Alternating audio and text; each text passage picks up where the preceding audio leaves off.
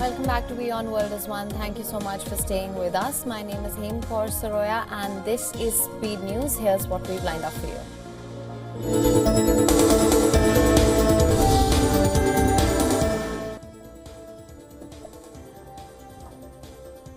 Israeli Prime Minister Benjamin Netanyahu has pledged to take all necessary measures to prevent Iran from acquiring a nuclear weapon. This comes in response to warning from Iran's Foreign Minister Abbas Araghchi, who stated that Iran may reconsider its ban on developing nuclear weapons if Western sanctions are reinstated.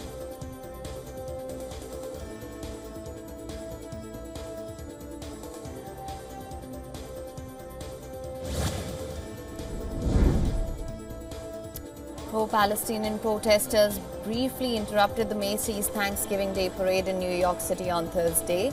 The group sat in the street holding Palestinian flags and banners with messages like "Don't celebrate genocide" and "Arms embargo now." They attempted to block the parade route just ahead of the Ronald McDonald float. The protesters were taken into custody as the New York Police Department without incident.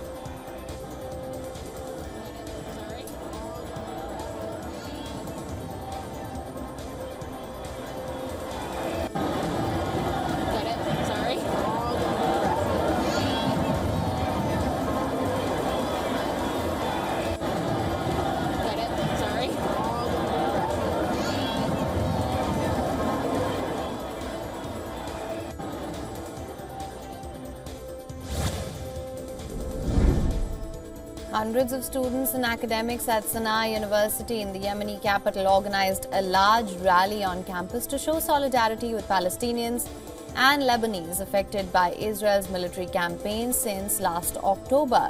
Speakers at the rally emphasized the importance of standing with Palestine and Lebanon, citing their national and fraternal duty to support those subjected to heinous crimes.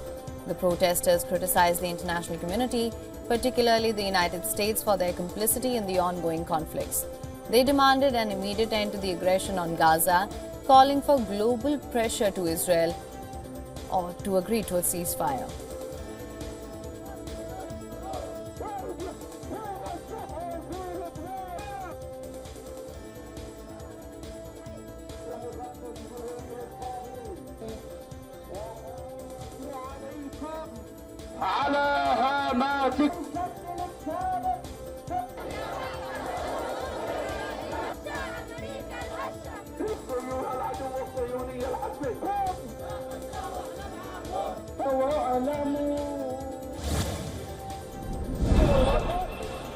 Police clashed with protesters in the Georgian capital Tbilisi early on Friday after the country's ruling party said the government would suspend talks on European Union accession and refuse budgetary grants until 2028. The country's Interior Ministry said 3 police officers were injured. Police ordered protesters to be dispersed, fired water cannons and deployed pepper spray and tear gas as masked young people tried to smash their way into the parliament. Georgia's relations with the EU have deteriorated sharply in recent months as Brussels has alleged that the government had restored to authoritarian measures and adopted pro-Russian stance.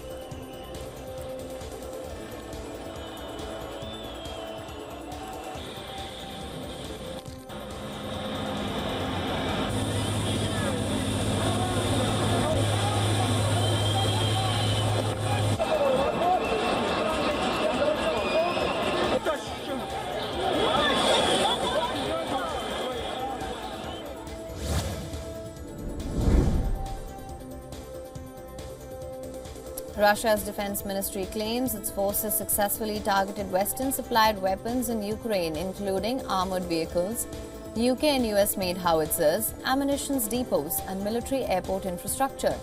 It claimed the Russian air defense systems intercepted a Neptune missile and shot down 49 drones.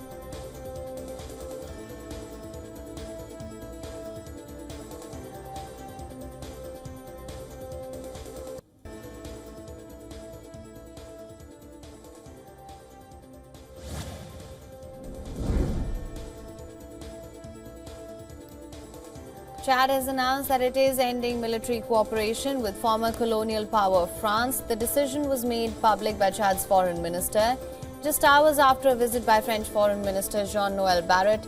This move marks a significant shift in Chad's foreign policy as the country seeks to redefine its strategic partnerships. The decision may also lead to the exit of French troops from Chad, where around 1,000 French soldiers are stationed.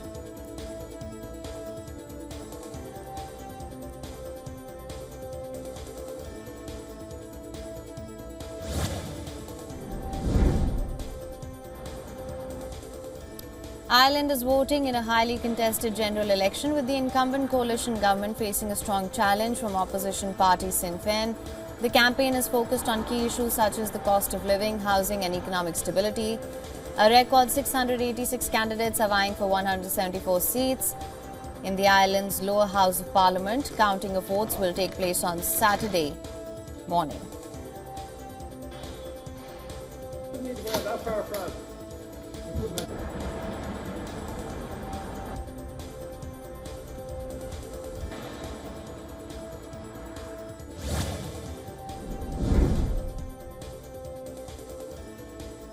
Taiwan's defense ministry says it has detected 33 Chinese aircraft and 8 Navy vessels operating around the island ahead of Hawaii stopover by President Lai Ching-te. Part of a Pacific tour that has sparked fury in Beijing, Taiwan said 21 Chinese aircraft reportedly crossed the median line and entered Taiwan's air defense identification zone.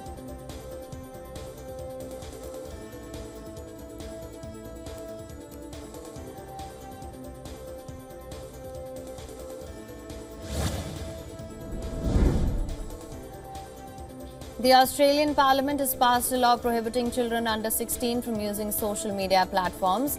The legislation approved by the Senate and House of Representatives holds platforms like TikTok, Facebook, Instagram liable for ensuring minors do not create accounts.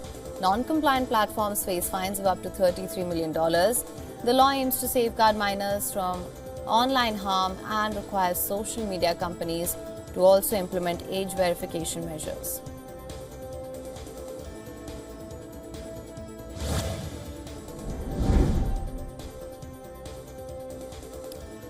Venezuelan President Nicolas Maduro has proposed a law to restrict social media use among minors, citing a need to protect young people from the potential harms of online platforms.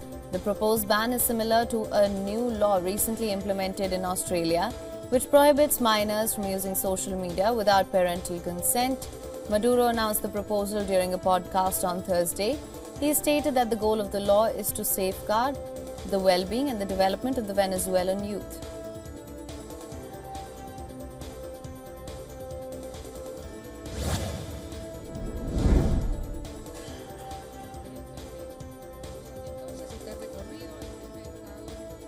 Venezuela's Congress has passed a law that imposes harsh penalties on individuals who support international sanctions against President Nicolas Maduro's regime. The law stipulates that those found guilty could face up to 30 years in prison and fines exceeding $1 million. Political leaders who violate this law will be barred from holding public office for 60 years. This move is seen as a clear attempt by Maduro's regime to suppress opposition and maintain its grip on power.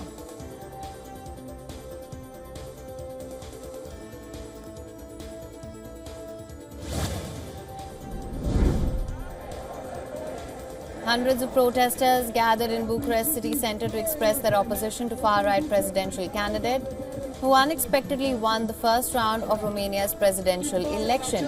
The demonstration came after Romania's constitutional court offered a recount of votes from the November 24th election. Calan's surprise victory had raised concerns about the electoral process in the EU and NATO member state. Romania is set to hold 3 ballots in many weeks, with votes that will determine the country's direction. The outcome is crucial given Romania's position as pro-Western and a staunch ally of Ukraine.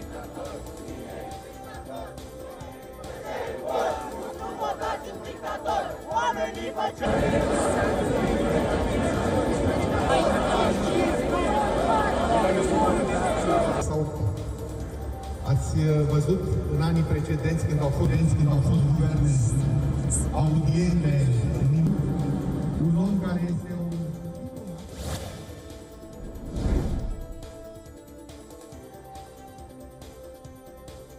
Prince Johnson, a former Liberian warlord, has died at the age of 72. Johnson was a key figure in Liberia's brutal civil wars, which lasted from 1989 to 2003 and resulted in the deaths of around 200,000 people. He was accused of committing atrocities including massacres, torture, rape. A notorious video from 1990s shows Johnson watching as his men tortured and killed former President Samuel Doe. Despite recommendations from Liberia's Truth and Reconciliation Commission that he be prosecuted, Johnson never faced trial. Instead, he went on to become a prominent politician, serving as a senator at the time of his death.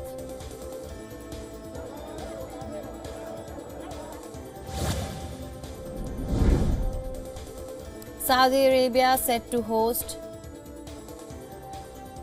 the COP UN conference on land and degradation desertification from the 2nd and 13th December in Riyadh. This move is seen as an effort by the top oil exporter to rebrand itself as an environmental defender, despite criticism over its role in climate talks. UN Secretary General Antonio Guterres has emphasized the significance of this conference, calling it a moonshot moment to protect and restore land as well as respond to drought. The conference will bring together representatives from 197 countries to address the pressing issues of land degradation, desertification and drought.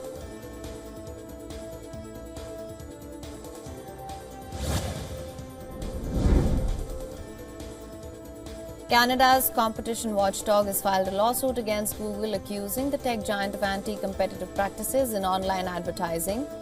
The antitrust watchdog has claimed Google unfairly tied two of its ad tools together to maintain market dominance. This allegedly allowed Google to manipulate ad auctions by favoring its own products. The Bureau has asked the Competition Tribunal to order Google to sell off the two ad tools in question. Google has responded, stating the lawsuit overlooks the highly competitive nature of the ad market, where buyers and sellers have many options. The company says it will defend its case in court.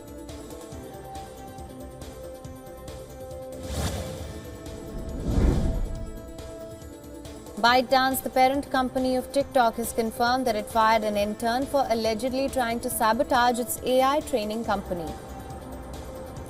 The company stated that the interference was limited to a research project within its commercial technology team and did not affect its business or larger AI initiatives. ByteDance also denied reports claiming the intern's actions disrupted 8,000 GPUs or caused losses worth tens of millions of dollars, calling these allegations seriously exaggerated. The intern was dismissed in August, and ByteDance notified their school about the incident as well.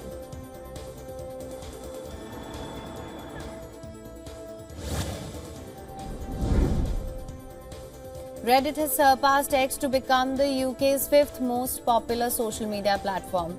In May, 22.9 million UK adults visited Reddit, slightly more than 22.1 million who used X.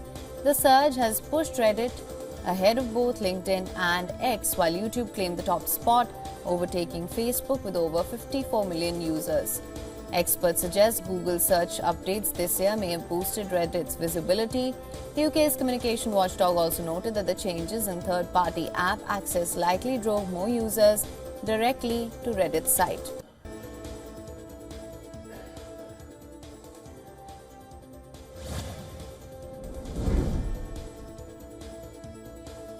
In a recent cyber fraud case, a 25-year-old IIT Bombay student lost over $8,000 to scammers posing as officials from a telecom regulatory authority of India.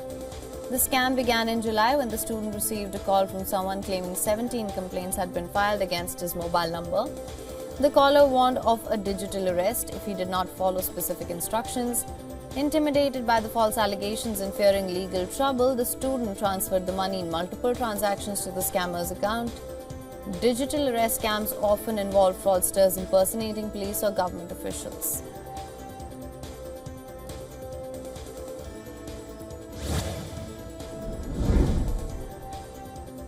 Asian stocks wavered early on Friday as investors shifted their focus to slowing economic growth in the region. Shares in Australia and Japan fell. South Korea's benchmark index declined the most in the region, driven by surprise interest rate cut by the central bank on Thursday. Stocks in mainland China rose. MSCI's regional equity gauge was on track for a second straight monthly loss. as markets were closed Thursday for the Thanksgiving holiday.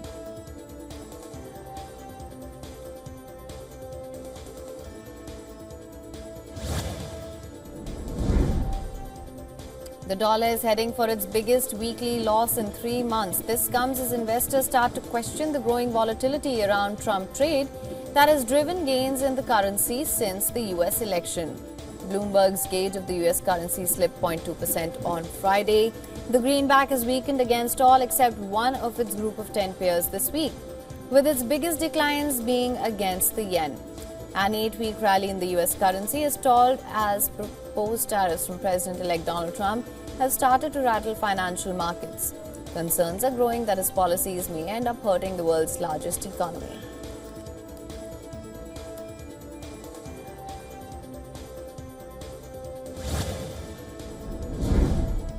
Gold holds steady amid thin trading due to the Thanksgiving holiday in the United States. Investors weigh the outlook for Federal Reserve rate cuts and rising tensions in Ukraine.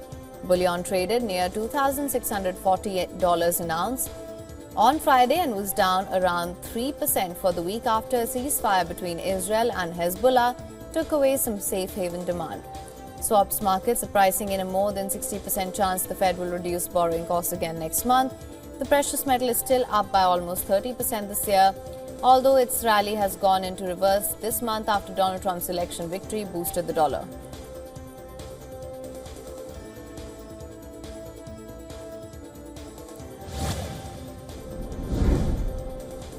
Core consumer inflation in Japan's capital accelerated in November and stayed above the central bank's 2% target. This comes as price pressures broaden, keeping alive market expectations for a near-term interest rate hike. The yen jumped after the data as market players stepped up bets on the Bank of Japan would raise short-term interest rates as its next policy meeting in December. Tokyo's data also showed households hit by rising rent, utility bills and food costs. Part of the increase in core CPI was due to phase-out of utility subsidies from November. Separate data released on Friday showed job availability edging up in October, highlighting Japan's tight labor market.